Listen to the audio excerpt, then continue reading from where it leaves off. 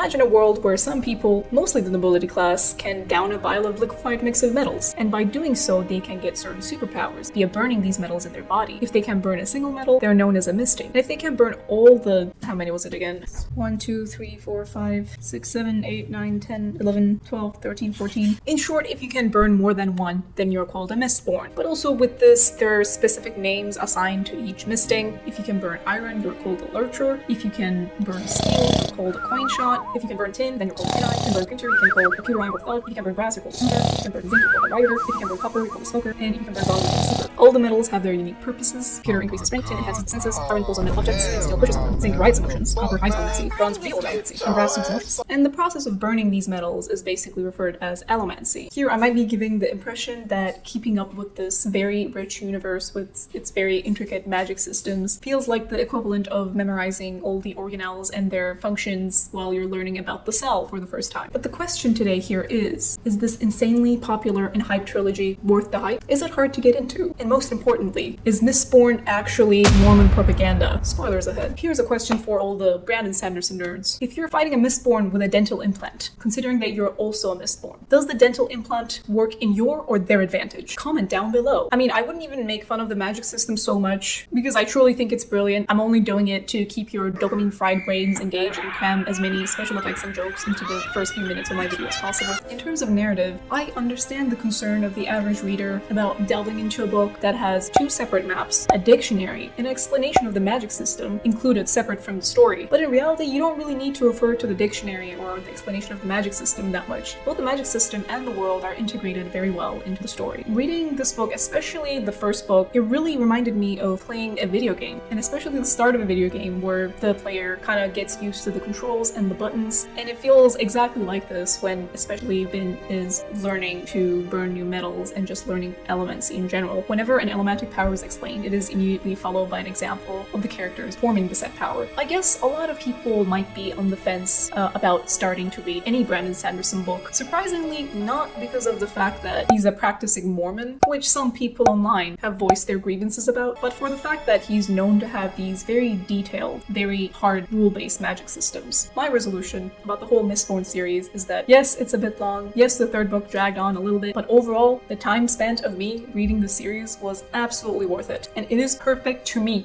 She is very gorgeous to me! So let's get into the why. But before that, we need to all learn what Mistborn is all about. For 1,000 years, the immortal Lord Ruler has ruled the final empire with absolute power. Ash falls from the sky, plants wither, and the oppressed Ska people live under brutal nobility. The nobility themselves descend from people the Lord Ruler rewarded with Allomancy, a magic system where ingesting and burning certain metals grants supernatural abilities. Then, a street urchin with a hidden talent for Allomancy is recruited by a legendary thief named Kelsier. Together with his crew, they hatch an audacious plan to overthrow the Lord Ruler. So this is the synopsis that you will read behind most book covers. And I always say this, a story can have the best plot, the most interesting setting, the most interesting setup to the world, or the most interesting magic system, but at least for me personally, I can't really say I love a story if the characters fall flat. This trilogy is one of the few series that made me feel like all its cast members are main characters within their own right. There's just so much depth that goes into so many of them. I also found myself generally surprised by how many of the side characters I was personally interested in. In a fantasy series with a cast of,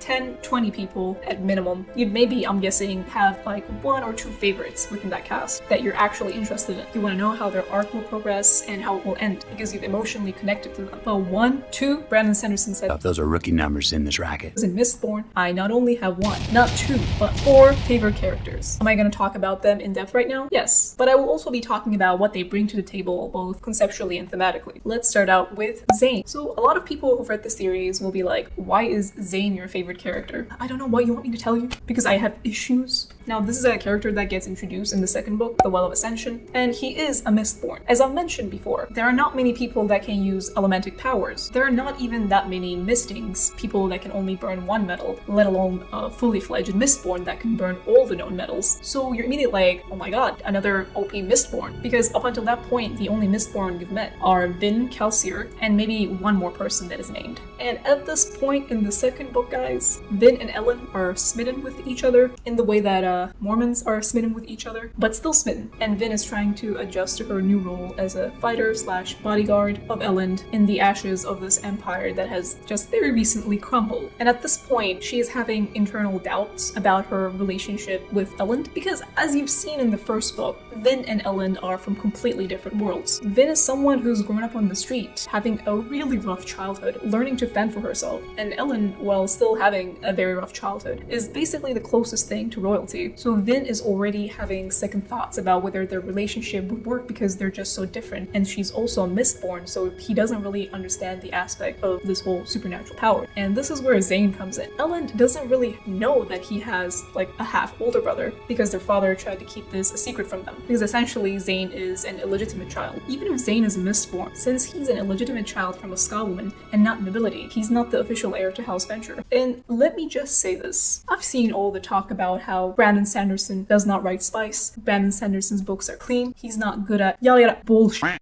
Because the romantic tension Vin had with Zane, unparalleled. And I guess this might differ from person to person, because when I say spice, I don't mean like the actual pages talking about two characters or more engaging in horizontal relations. I'm talking about the tension, the should I or shouldn't I, the I know I mustn't, but I want to, the inner conflict, the yearning, guys, is my spice. And the way Zane yearns for Vin.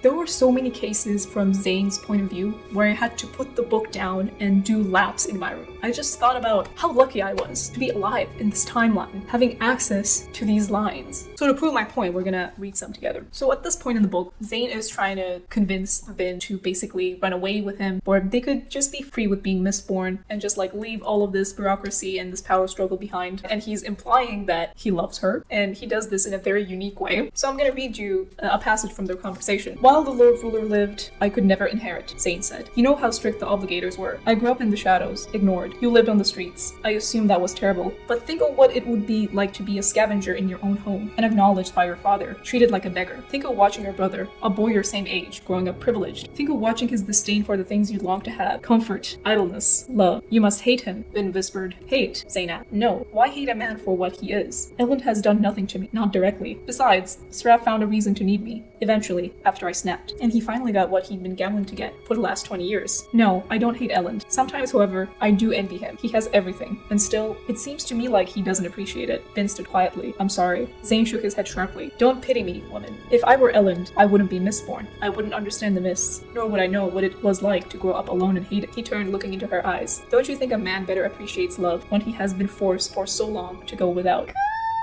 People talk about Rhysand from Aquitar. People talk about Xaden from Fourth Wing, the Darkling from Shadow and Bone. And I say all of them, not even close. Not even close. Nothing pierced me so much as that one line.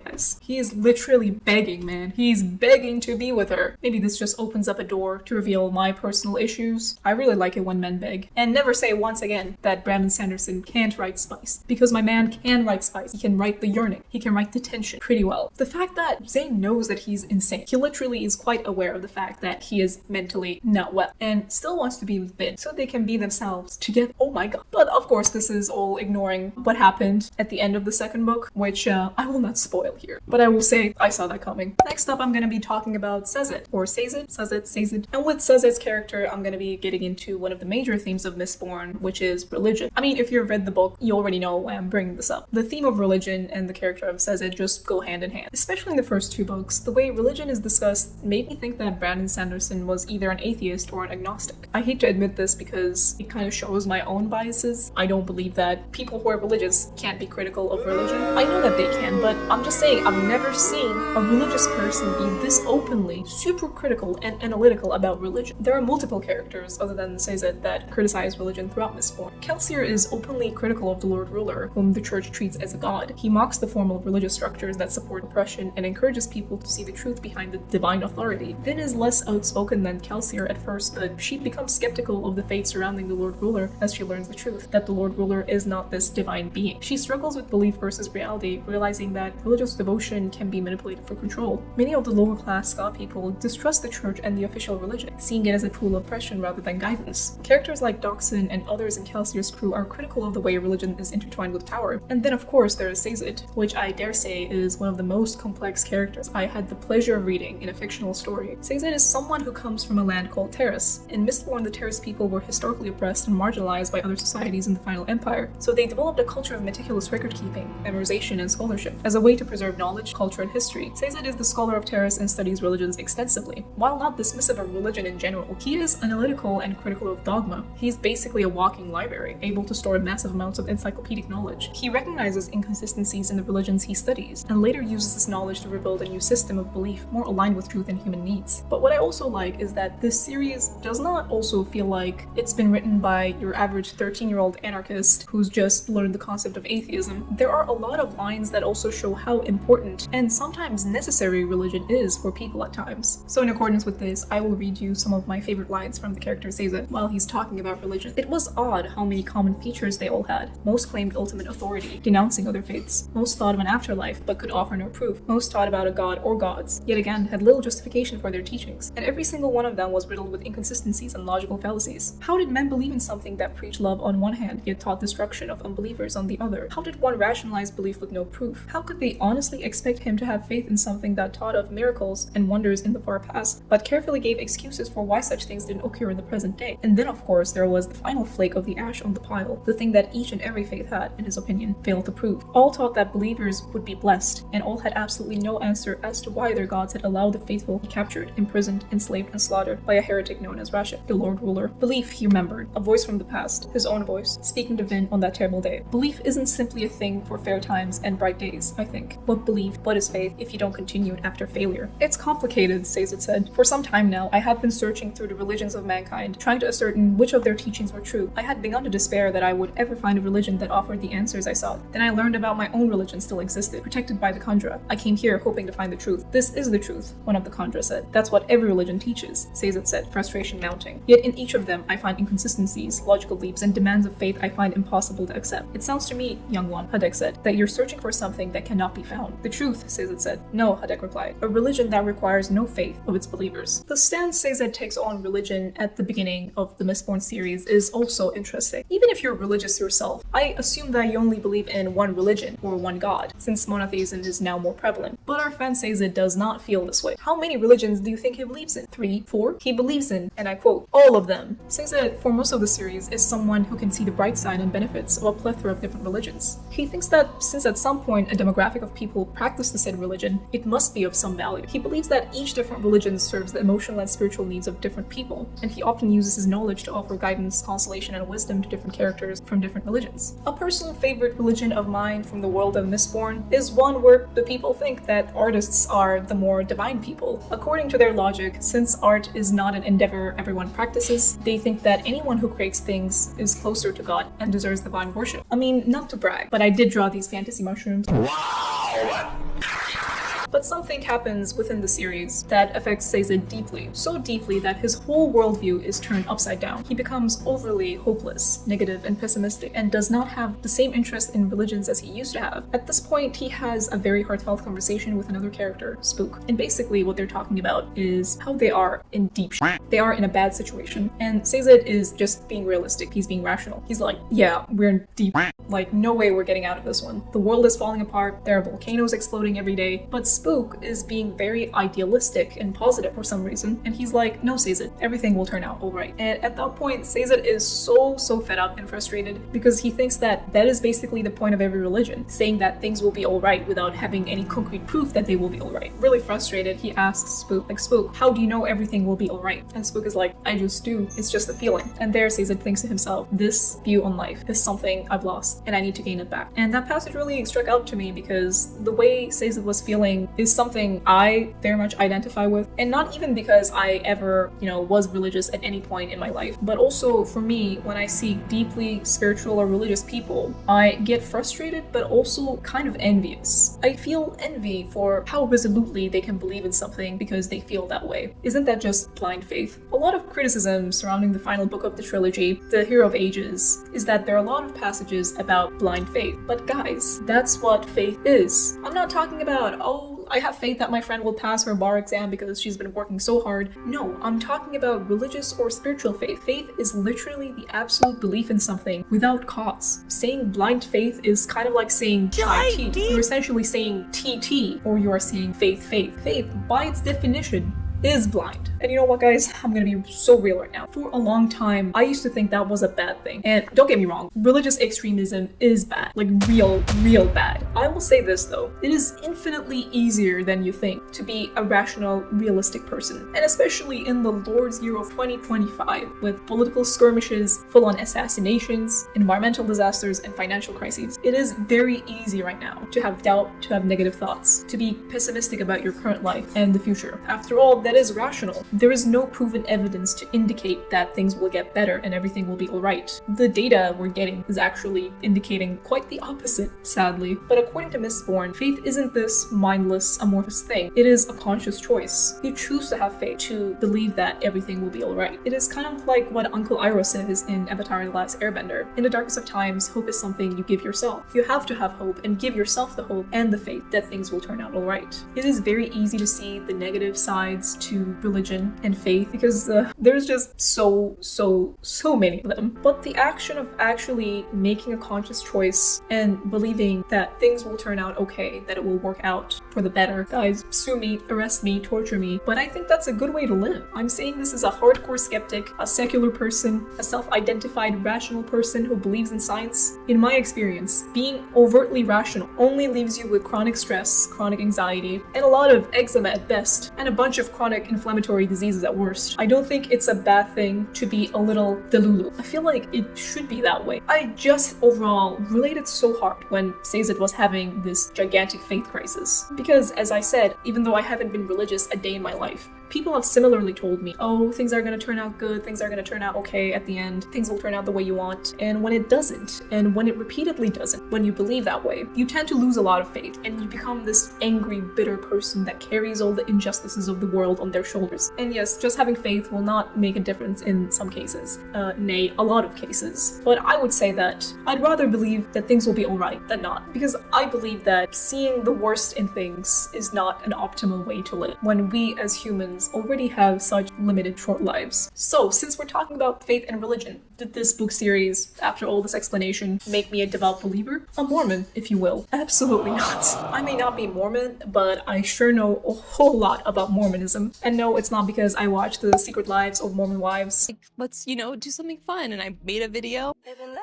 Is she dancing in front of her almost dying child? It is because I regularly watch Alyssa Granfeld's channel. She's another creator on YouTube who is an ex-Mormon that left the Mormon church, wrote a whole book about it, and boy oh boy, do people who have left the Mormon church have a lot to say. She's actually made a video about how all these famous authors happen to be Mormons and why that is, and that video also includes some opinions about Brandon Sanderson. And in that video, she basically comes to the conclusion that Brandon Sanderson, while still a practicing Mormon, is like one of the most liberal thinking, diluted Mormons out there, who is generally a nice, pleasant guy that does not spew most of the hateful rhetoric that is very prevalent in Mormonism. I highly recommend you check out her channel if you want to learn more about Mormonism. Now I will be speaking about the character of Elend. And while I'm talking about Elend, I need to talk about something else that I've found very unique about the Mistborn series. A conceptual thing that I think makes Mistborn really stand out in the fantasy genre is the timeline of this story. Most fantasy or sci-fi series usually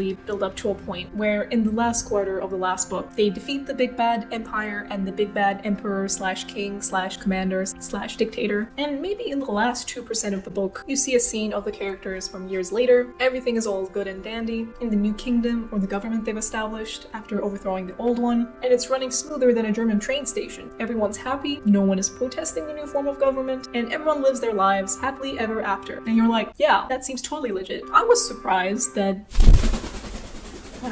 I was very surprised that basically this event that concluded most trilogies, or even an 8-book long series, happened at the end of the first book. So I'm like, there are 2 more books, and they're long-ass books. What is the plot even gonna be in these books? Let me be a fangirl here, okay? Let me be a Brando Sando fangirl and say that I absolutely love the attention to detail given to the political, ideological, and economic instability the people in the world of Mistborn were subjected to after the Lord Ruler is defeated in the first book. Yeah, he was an oppressive dictator, and killing him and overthrowing him seemed like the best choice at the time. But it actually makes things worse, like a lot worse. After his death, there is widespread famine due to natural disasters. Some of the working Scot class are even disgruntled, even though they were oppressed during the Lord Ruler's reign. They preferred his rule and being enslaved over what they have now, because now they have a lack of order. At least with the Lord Ruler, even if they were enslaved, they would be fed scraps and have a roof over their head. After he's gone, even those things aren't guaranteed. After the Lord Ruler's death, there are a lot of power struggles over who is going to rule what city within the aristocracy, really leading Elend's character to shine in these conflicts. Elend is someone who starts out as your usual smart but rich kid that rebels against his family, someone who wishes to do the right politically with the knowledge and resources he has, without stepping on people's toes. But in time, he transforms into a capable commander and leader who knows he's not perfect, but tries to do the right thing. His transformation not only shows how hard being a leader is, but how hard being a good leader is. And being a good leader, unfortunately, as Elend will come to understand,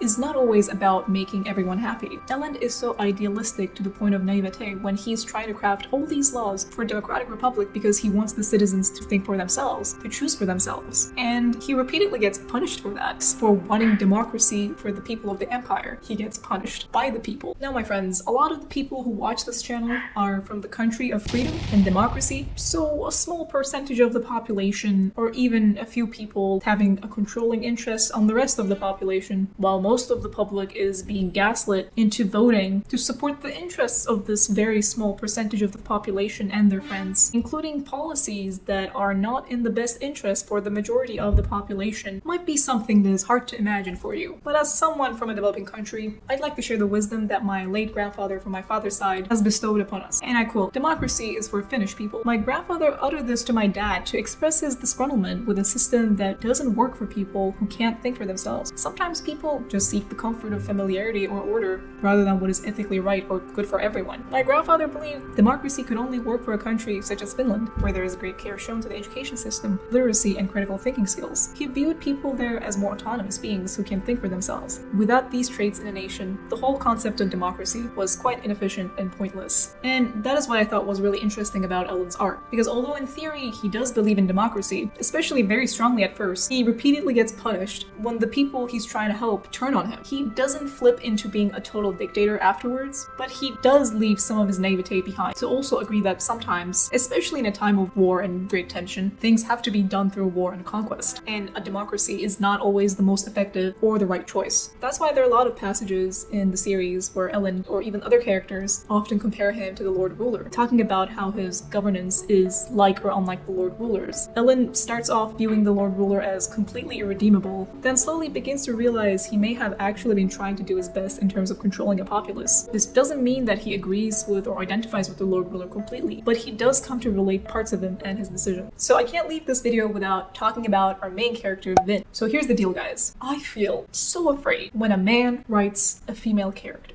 especially as a main character.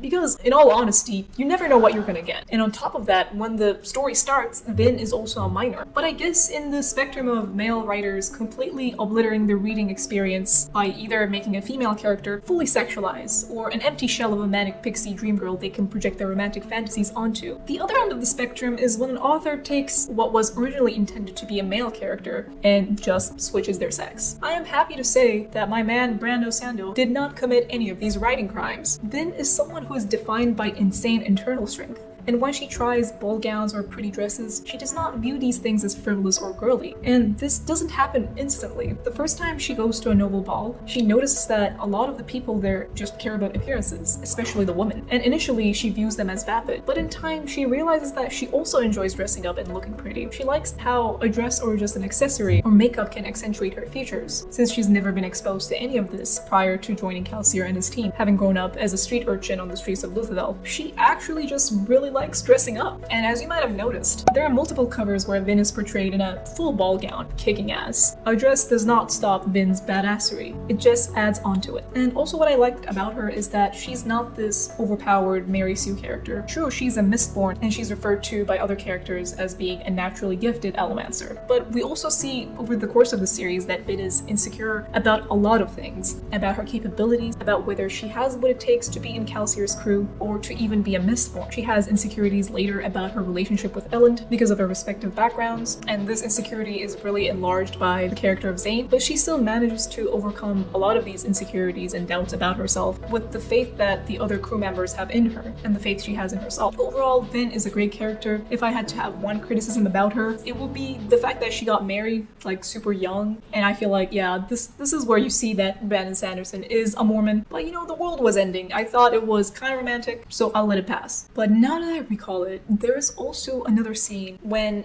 the characters are talking about the recently deceased Calcier, and Vin's like, yeah, if he wasn't dead, I would have married Calcier because I'm in love with him.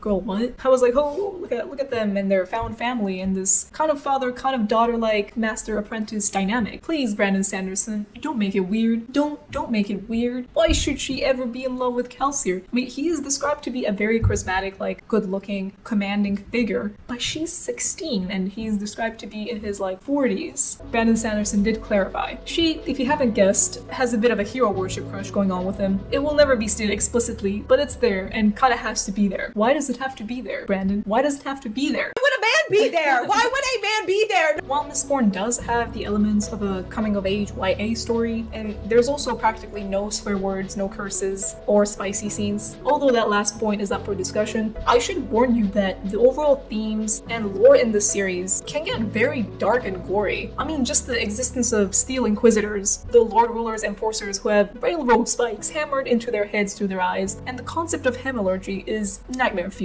So don't think that the ride is going to be all rainbows and butterflies just because, you know, the author is a Mormon or the characters start out in a more YA demographic. With all that being said, Mistborn is a truly immersive and unforgettable experience that I would recommend to anyone. So my final verdict, Mistborn isn't Mormon propaganda. It's just good storytelling, and it's a world worth stepping into. Hands up, I've come to rob you. I wouldn't try anything reckless. As you can see, I'm holding a butter knife in my hand. Oh my god, please don't hurt me. Please don't hurt me or my parent. You can take anything in this house. Please just don't hurt me or my parent. Seems like you got a nice TV over there. Yeah man, go ahead and take it, but just to let you know, even though I've recently paid like $30 for a Crave membership to rewatch Game of Thrones with my sister, there are still like 8 unskippable ads every episode.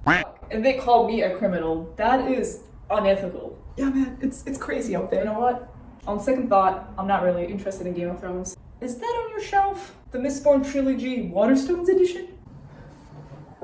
No, please no. Anything but those books. Shiitake mushrooms.